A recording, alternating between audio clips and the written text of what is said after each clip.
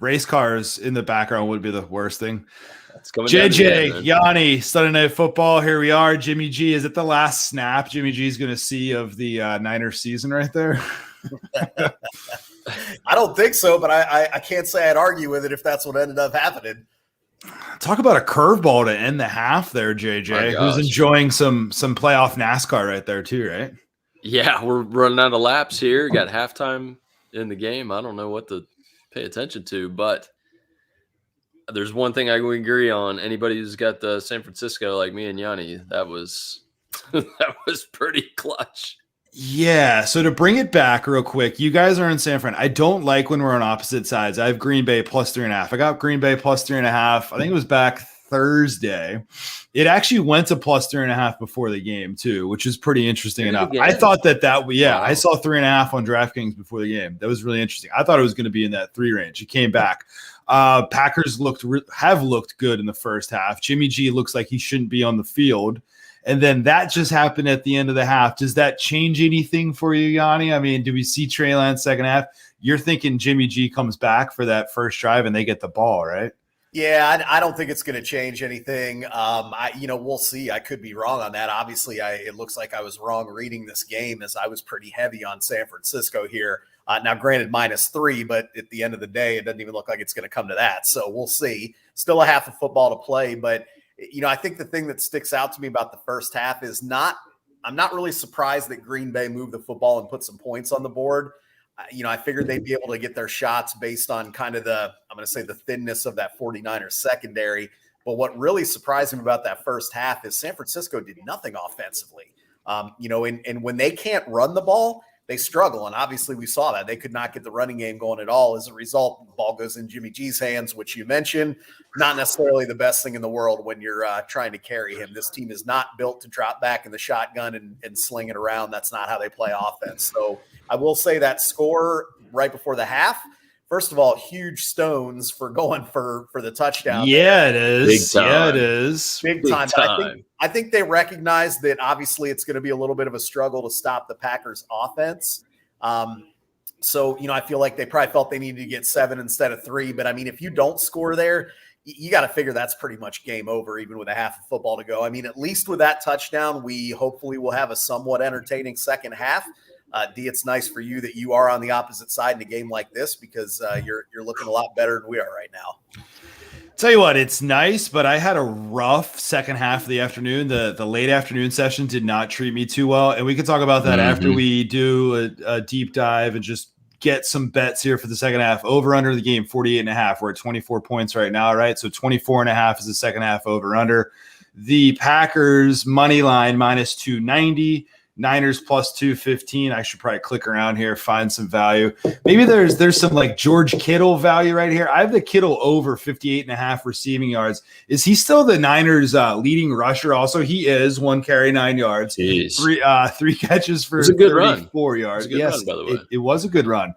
Turns out that was like their only positive run that they had in the first half. So not a lot going on there. Aaron Jones, 12 carries, 39 yards. I do have an Aaron Jones over 14.5 rush prop. Knock on wood, unless he gets hurt. We're looking okay there. Let's scour some value here for the second half. I'm going to keep my Packers plus 3.5. I feel good about it. Packers spread in the game -4.5. If Jimmy G is there and Trey Lance is only playing, a play here or there, I still feel good about the Packers. JJ, your thoughts on the second half? Man, putting you on the spot so I can poke around at some player props to try to find some value. I don't feel great, but we watched this all day today. I mean, I think the three of us were pretty much glued to the TVs. We watched so many games go weird. You know what I mean? There were things second half, turnarounds and tons of fumbles, a lot of sudden changes in possessions and even scoring opportunities. So, I mean, it's hard to tell. We're obviously in a much worse position than you are, D, because you have Aaron Rodgers. He's been very effective. He's been finding Adams, finding good single coverage matchups and picking on those DBs with the thin situation. So, obviously you have to like where you're at, but at the same time, we've seen a lot of weird things happen today. So who knows? I'm not going to count this one out. Yanni, second half thoughts. I'm poking around. I see Aaron Rodgers over under 284.5 pass yards. He's at 184 right now. That actually, I know that they're up 17-7. That still seems a little bit light to me. Jimmy G over under 224.5 pass yards. He's at 91 right now. If he's in the game for the entire second half, I could see how he gets to it, but that guy sucks at quarterback, so that's hard. Yeah. Decisions. And then one last thing, and then I'll turn it over to Yanni. Jimmy G over under 1.5 interceptions in the game. He's at 1 right now. The under's minus 215. The over is plus 155, saying that he'll have another interception thrown. Anything you see on this second half here? Well, no, nothing great. And again, I had a poor read on this game, so I'm probably not the best person to ask. But I think you can get Green Bay team total over 26.5. That's obviously 10 points for them in the second half with the way they've moved the ball. I mean, you got to feel okay about that. Obviously, we know San Francisco gets the ball to start, but that's a possibility. The one thing that scares me a little bit about that is if you followed the Packers the last couple of years, they've kind of tended to be a fast start team where, they often put up 21 quick points and then they kind of sit down in the second half. So, I mean, that would scare me a little bit, but I don't know that there's anything for me that jumps out in this game because I don't like the way that the game flow of this is going really to look at any direction and say that something jumps out. I mean, I think if anything, I would look at that Green Bay point total, but I wouldn't say I love that either. That might be the second half bet if we take anything. Green Bay, because they are moving, though, they're what, 6.6, 6.4 yards per play. That's not bad. They might slow it down a little bit, take the air out of the ball a little bit. Hopefully Aaron Jones gets to that. JJ, anything else that you're seeing? Because that might be it for me. And I'm going to check George Kittle receiving yards real quick, too, to see what that's at. Yeah, because I'm seeing 21.5 for total for San Francisco, which doesn't sound real great. But it's also banking on a pretty significant turnaround to get the ball start the half, if I'm correct. So yeah, right. I don't know if that was a nice little momentum thing, if for what that's worth. I mean, they're a well-coached team, so that means more to a team like them than, say, somebody like the Jaguars. So I don't know. It's just kind of tough because you're asking for 15 points out of these guys, and the game state, at least the score right now, it's not really begging for them to go for 2. So it's basically couple touchdowns and a field goal or 3 touchdowns type of situation to go over there. So I don't know. I think Yanni might have hit the nail on the head with looking at the Packers total. We're going to do Packers team total over 26.5. Would I put anything big on it? No, just ride with your pre-flop bets. I was looking at Kittle. DraftKings has it down right now, but it's blanked out at 82.5 receiving yards. I think they're going to I know that they're going to try to get him the ball second half. He's at 3 catches, 34 yards. He'll have a couple of strikes, I would assume, down the middle if Jimmy G can, actually throw anything down the middle. I don't hate that if that 82.5 is there. I'll pull up FanDuel also. And as we're talking about maybe some thoughts about today, and we'll get into some of the opening lines for week 4 we're at now, right? I'll search for this Kittle prop. So let me put the Packers second half up. And then Yanni, we'll turn it over to you. High level thoughts, top two thoughts of the day. Any surprises? Things that you're like, yeah, thank God I bet on that because I was spot on, or things where you're like, wow, I was off. Well, I mean, I think the biggest one that I was off on was clearly the San Francisco game here, the one we're on. But there is a second half. There is. It's not over yet, so I don't want to throw in the towel, but based on what we saw in the first half. But, I think a couple things. First of all, there's some really exciting games today, a lot of fun to watch there. I think one of the most intriguing games was there seemed to be a big split between public money on the the Vegas Raiders, and sharp money on the Dolphins. And obviously that game came down on multiple occasions to whatever. And, at the end of the day, the Dolphins covered. So I thought from a betting standpoint, that was one of the more intriguing games to watch. The game that I felt I guess the game that I felt like I had a good read on was the Cincinnati Bengals, who obviously took care of business. They were still available with the hook going into today, even with the announcement of TJ Watt. JJ's flexing his shirt there. Nice. So I think it was fun to see that, but really the game that I think was most interesting of all was the Minnesota Vikings and the Seattle Seahawks. Kirk Cousins looked incredibly good today, which is crazy to say, but he really looked good in that game. Seattle's defense did not look good. Now, again, I think Cousins played a great game, but, without Dalvin Cook, they handled business at home.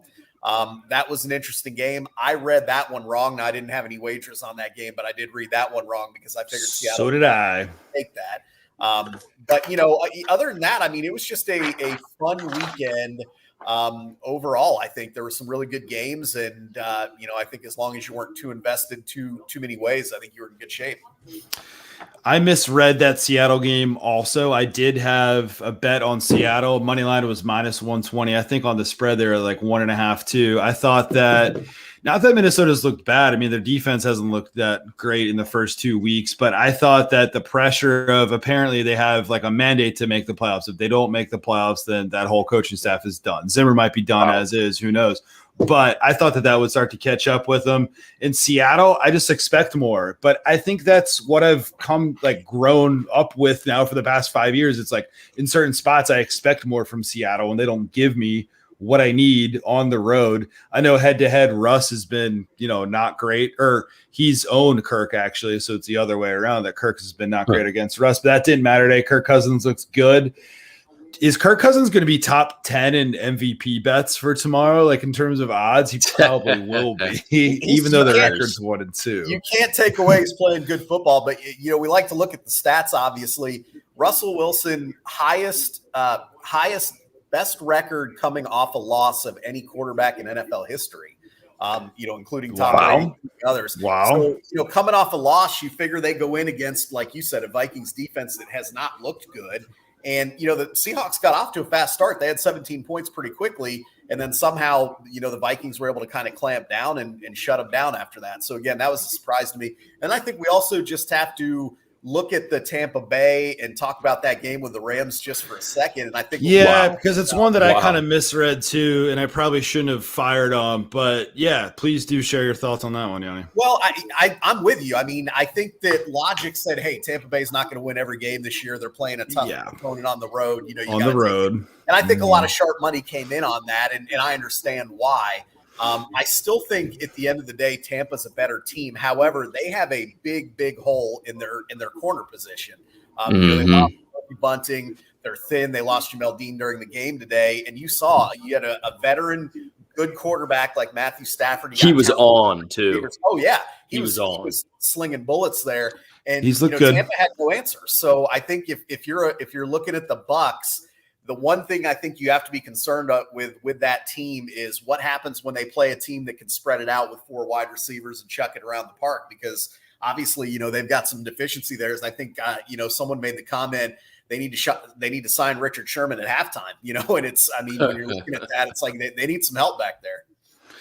They certainly do. Stafford's looked very good. Speaking of top 10 bets, I think Stafford's going to be in that top 3 range, I would imagine, when those MVP odds come out. They look good. Don't take anything away from the Rams. I thought that Tampa, I guess it was a little bit of a rough spot. They weren't looking ahead, but I know that they have that game against the Patriots, which we can talk about next Sunday night. 1 week from tonight, we'll be on discussing that halftime. Who knows what's going to happen with that? But I expected Tampa to get to their team total over 27.5, lost on that one, but you're not going to read everything perfectly, right? And you'll go through these ebbs and flows. Solid start to the season, solid start to the afternoon, and hopefully a solid nightcap here for me with the Packers, but you can't read everything that well. Let's get to next week. Some of the openers are out. Things that intrigue us, Sunday Night Football. I know that we have Tom Brady returning to Foxborough, right? So that's really interesting. The spread on that is 5.5, 6. Tampa Bay favored up in Foxborough.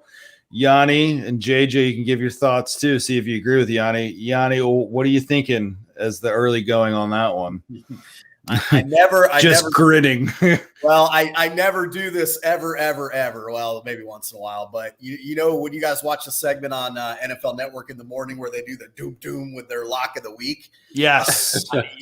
I don't do You're that. Giving it to us right now. Yeah. I'm going to do it. I never do it, but I'm telling you, Tampa Bay is going to destroy that New England team. Okay. I don't think this game is close. Honestly, I think this game ends up something like 35-13. I think they beat the living crap. Wow. Interesting. If you're into alt lines, if that's your thing, whatever, I think here's the time to play it. But I can tell you, I've already got Tampa. I love alt lines. And I don't rarely get giddy against the spread because the spread is the ultimate equalizer. But in this case, I don't understand why this line isn't closer to 10. I mean, I don't know why New England's getting so much dap.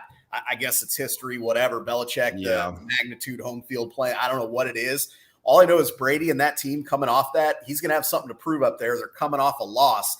And quite frankly, I don't think that New England football team is worth a shit. I don't think they're very good.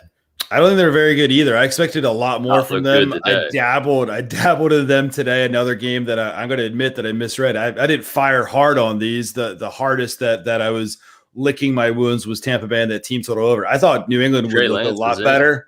Trey Lance is in right now. Okay. Okay. So we have a second half situation playing out here.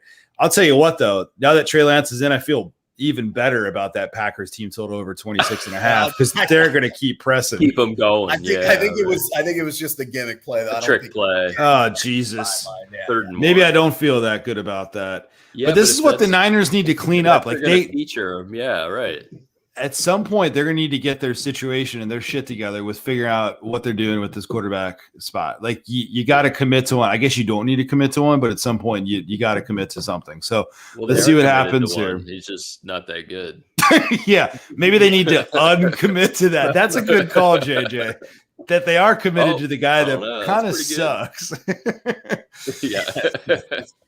Fellas, always a pleasure. I think, Yanni, we might see you again tomorrow night. The big one for my Eagles. I know that we got some other guys coming on. We'll probably have a very lively live stream tomorrow night. Eagles Cowboys is always a good one. So I don't have any bets on this yet, but I lean Cowboys team total over. But let's let this Sunday Night Football play out first. So, all right, fellas, let's get to this second half bet home. Enjoy the second half. All right, fellas.